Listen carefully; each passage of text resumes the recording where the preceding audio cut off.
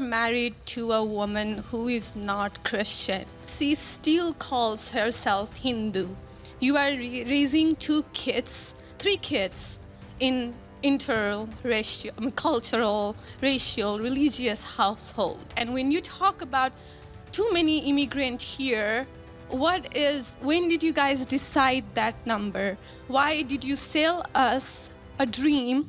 You made us spend our youth, our wealth in this country and gave us a dream. You don't owe us anything. We have worked hard for it. I don't know if I'm going to remember all this, but I will try.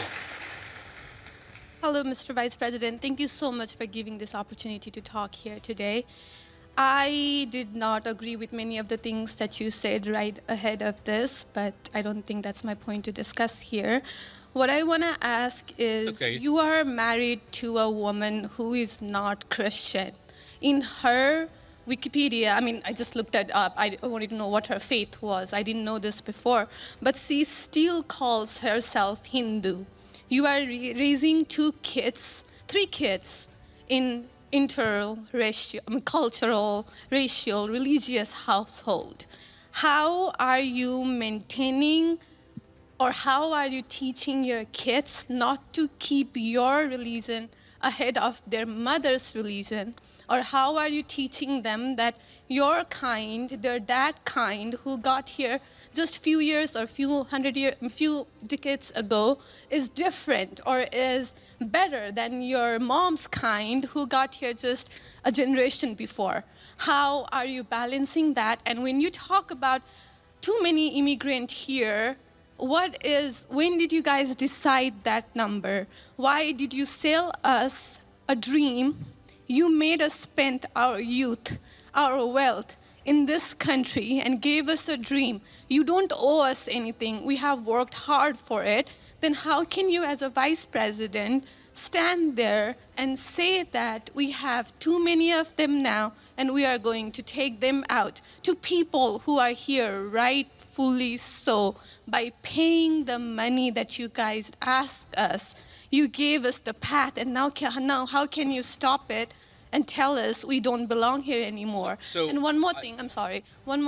Do you have to There's a lot there. I don't know if I'm going to remember all this, but I will try. I'm sorry. I had to say all of this, and please take it with due. I'm saying all of this with due respect. Go ahead. Please. I have no intention of causing a scene here or anything, but we're not close to causing a scene. Don't worry.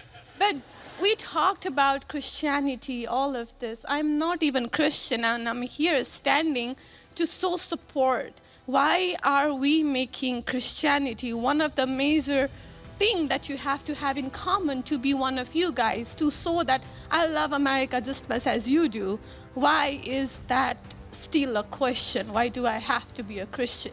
Okay, so there was a lot there, and I'm going to try to respond to as much of it as I can. So on the question of immigration, so first of all, I can believe that we should have lower immigration levels, but if the United States passed a law and made a promise to somebody, the United States, of course, has to honor that promise. Nobody's talking about that. I'm talking about people who came in violation of the laws of the United States of America, and I'm talking about in the future reducing the number of people. Sorry, what? Can I continue on that?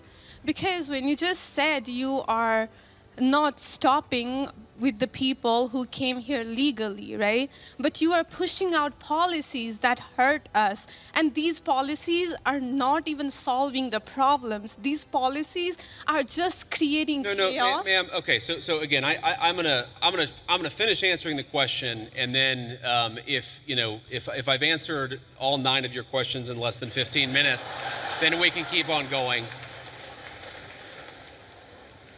We got to have a little fun, right?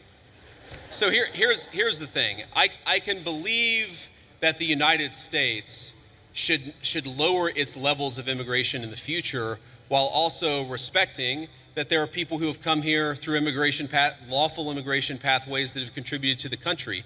But just because one person or 10 people or 100 people came in legally and contributed to the United States of America, does that mean that we're thereby committed to let in 1 million or 10 million or 100 million people a year in the future? No, that's not right. We cannot have I'll go and finish. We cannot have an immigration policy where what was good for the country 50 or 60 years ago binds the country inevitably for the future. There's too many people who want to come to the United States of America, and my job as vice president is not to look out for the interests of the whole world, it's to look out for the people of the United States.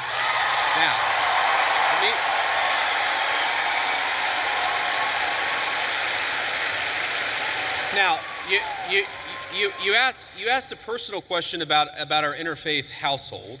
And yes, my wife did not grow up Christian. I think it's fair to say that she grew up in a Hindu family, but not a particularly religious family in either direction. In fact, when I met my wife, we were both, I would consider myself an agnostic or an atheist, and that's what I think she would have considered herself as well.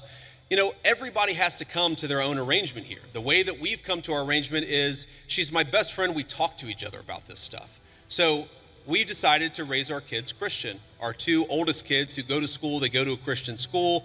Our 8-year-old did his first communion about a year ago. That's the way that we have come to our arrangement. But, thank you.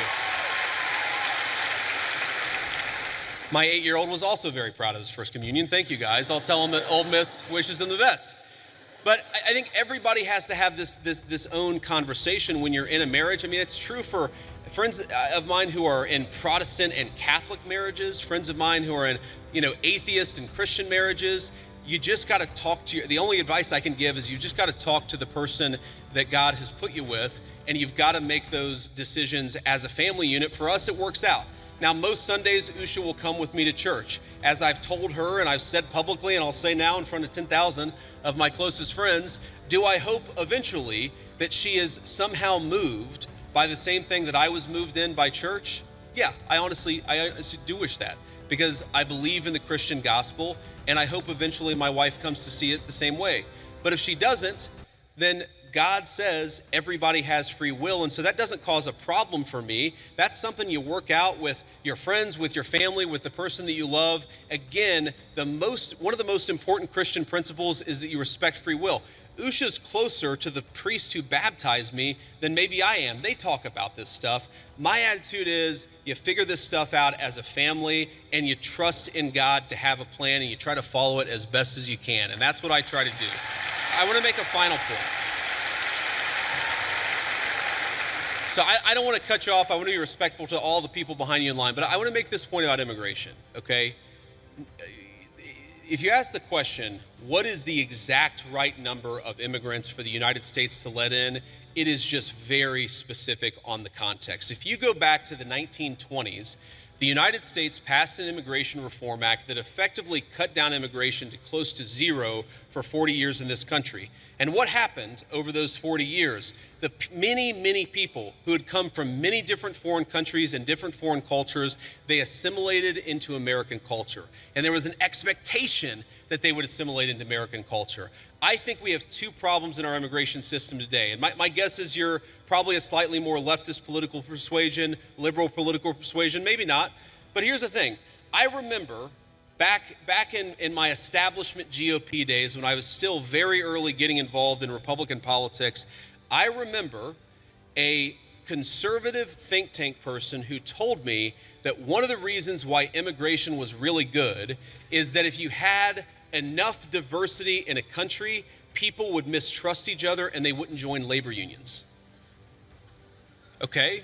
So when I see a lot of left-wing people who theoretically support organized labor saying we need to flood the country with a limitless number of immigrants, they're unwilling to set any limitations on it. My response to that is you are destroying the very social trust on which American freedom and prosperity was built. And that is really important to me.